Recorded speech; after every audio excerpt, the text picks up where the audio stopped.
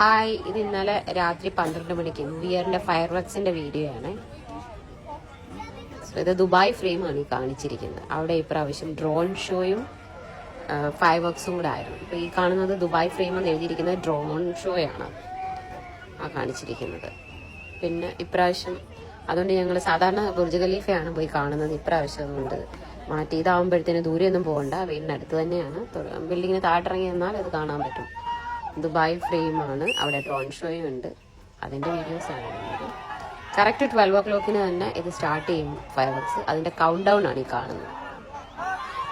നല്ല ഭംഗി ഉണ്ടായിരുന്നു, കുറേ നേരം ഉണ്ടായിരുന്നു. നിയർലി ഒരു 5 minutes ഫയർ വർക്സ് ഉണ്ടായിരുന്നു. നല്ല ഭംഗിയാണ്.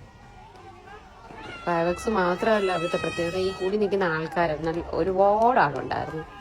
മെയിൻലി ആൾക്കാരെല്ലാം അവരുടെ സ്പീക്കറൊക്കെ എടുത്തുകൊണ്ട് വന്നിട്ട് അവിടെ പാട്ടൊക്കെ ഇട്ട്, മലയാളികളും ഒരുപാടുണ്ട്, വേറെ നാട്ടുകാരും ഉണ്ട്.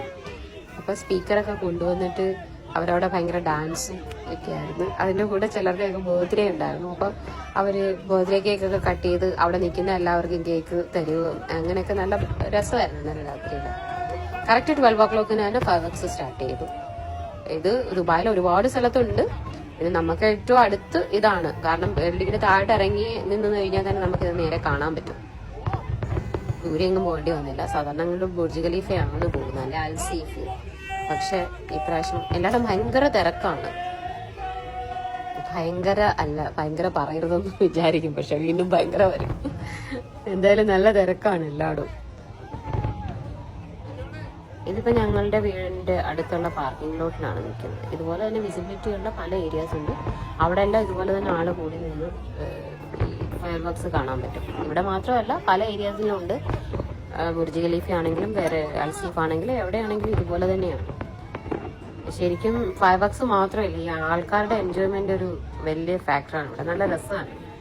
എല്ലാവരും കൂടെ കൂടി നിന്ന് പാട്ട് പാടുക, ഡാൻസ് ചെയ്യുക. കൊച്ചുകുട്ടികൾ വരെ ഭയങ്കര ഡാൻസ് ഒക്കെ ആയിരുന്നു. ഇതിപ്പോ ഈ കാണുന്ന ആൾക്കാർ ഞങ്ങൾക്ക് പോസ്റ്റ് ചെയ്യുന്നതല്ല, അത് ആ ഫയർ വർക്സ് വരത്തക്ക രീതിയിൽ സെൽഫി എടുക്കുന്നതാണ്. രസമാണ്. കുട്ടികളും എല്ലാം ഭയങ്കര ഡാൻസും പാട്ടും നല്ല ഭംഗിയായിരുന്നു എല്ലാം കൂടെ. ഇനിയിപ്പോ കുറച്ചു നേരം ഞാൻ ഫയർ വർക്സ് കാണിച്ചു തരാം.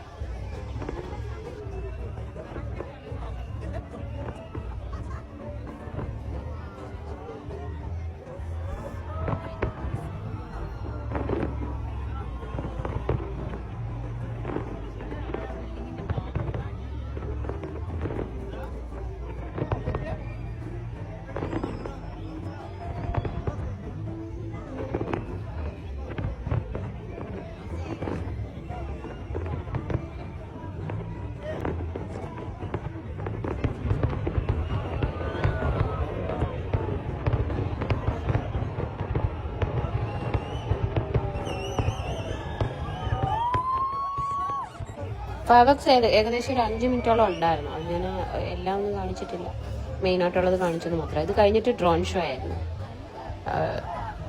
ഹാപ്പി ന്യൂ ഇയർ ഒരുവിധം കുറേ ലാംഗ്വേജസിൽ അവരത് എഴുതി കാണിച്ചതാണ്. ആ ഡ്രോൺ ഷോ ആണ് അത് കാണുന്നത്. കുറേ ലാംഗ്വേജസിൽ എഴുതി കാണിക്കുന്നുണ്ട്. ഇംഗ്ലീഷ്, ഹിന്ദി, ഫസ്റ്റ് അറബിക്കായിരുന്നു, പിന്നെ വേറെ ഏതൊക്കെയോ ലാംഗ്വേജ് എനിക്കറിയത്തില്ല. അതേത് ലാംഗ്വേജ് ആണെന്ന് അറിയില്ല.